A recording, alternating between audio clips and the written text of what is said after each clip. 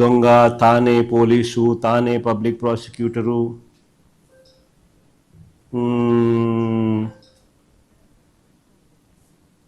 చివరికి తనదే గవర్నమెంటు, తానే అధికారుల మీద ప్రెజర్ పెట్టడము, తర్వాత తన మీద ఉన్న కేసులు తానే కోర్టులో పిటిషన్ ఎలా వేయించుకొని విత్డ్రా చేసుకుంటా ఉన్నారు. ఇది బెయిల్ వయలేషన్స్ కాదా అన్న కాడికి అన్న వివరాలతో చివరిగా ఫైనల్గా కంక్లూజన్స్లోకి పోతాం. సో ఇవి by and large agenda items. సుదీర్ఘంగానే ఉంటుంది, బట్ ప్రతి అంశం కూడా రాష్ట్ర ప్రజలకు తెలియాల్సిన అవసరం ఉన్న అంశాలే. నాణ్యానికి ఇటువైపున్న వర్షను ప్రజలందరికీ కూడా తెలుసుకోవాల్సిన అంశాలు. సో మొట్టమొదటిగా రైతుల సమస్యల దగ్గర నుంచి మొదలు పెడదాం.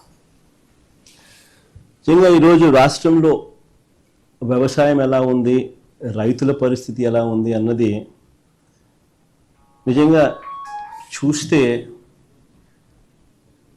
రాష్ట్రంలో పాలన సేవ్ ఆంధ్రప్రదేశ్, సేవ్ ఆంధ్ర అన్న పరిస్థితి మాదిరిగానే ఆంధ్ర రాష్ట్రంలో పాలన సాగుతూ ఉంది. అందరూ కూడా దేశం మొత్తం కూడా హలో ఇండియాస్, మా రాష్ట్రం వైపు ఒకసారి చూడండి అని చెప్పి నిజంగానే ప్రతి ఒక్కరం అనాల్సిన పరిస్థితిలోనే ఈ రాష్ట్రంలో ఈరోజు పాలన సాగుతూ ఉంది. మరి ముఖ్యంగా అడుగులు ముందుకు వేస్తే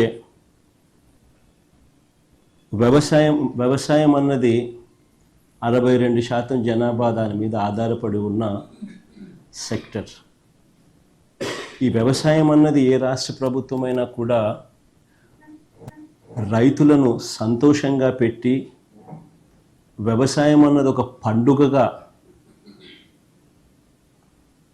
చేస్తేనే, రైతు సంతోషంగా ఉంటేనే రాష్ట్రం సంతోషంగా ఉంటుంది. రైతు కూలీ సంతోషంగా లేకపోతే రాష్ట్రం ఎప్పుడూ కూడా ఎదగదు, వెనకడుగు వేయాల్సింది. మా హయాంలో పండుగగా ఉన్న వ్యవసాయం చంద్రబాబు నాయుడు గారి హయాంలోకి వచ్చేసరికి అది దండుగలా మార్చిన పరిస్థితుల మధ్య ఈరోజు రాష్ట్రంలో వ్యవసాయం కొనసాగుతూ ఉంది. మొన్న ఈ మధ్యకాలంలోనే మనమంతా కూడా మోంతా తుఫాను ఇంకా మన మనసుల్లో నుంచి ఇంకా చెరిగిపోలేదు, మననే కనిపిస్తూ ఉంది. అసలు ఆ మోంతా తుఫాను వచ్చినప్పుడు మీ అందరికీ కూడా అవగాహన ఉండి ఉంటుంది. అసలు ఏ రకంగా దానికి బిల్డప్ ఇచ్చారని అంటే, ఇక్కడ నుంచి చంద్రబాబు నాయుడు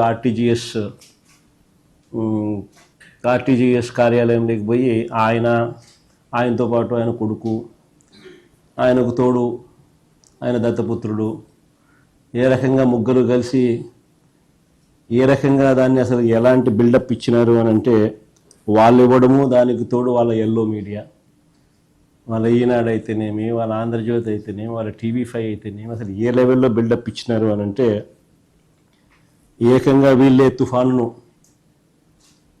పీకపట్టి డైవర్ట్ చేసినట్టుగా, అసలు వీళ్ళు గానా ఆర్టీజీఎస్లో గానా టీవీల ముందర గానా ఆ కంప్యూటర్ల మీద వీళ్ళు గానా కూర్చోకపోయినంటే అసలు ఇంకా రాష్ట్రంలో తుఫాన్ ఎఫెక్ట్ ఇంకా ఏ స్థాయిలో ఉండేది అని అంటే, వీళ్ళు కాబట్టి దాన్ని ఆపగలిగినారు అన్న లెవెల్లో బిల్డప్ ఇచ్చినారు.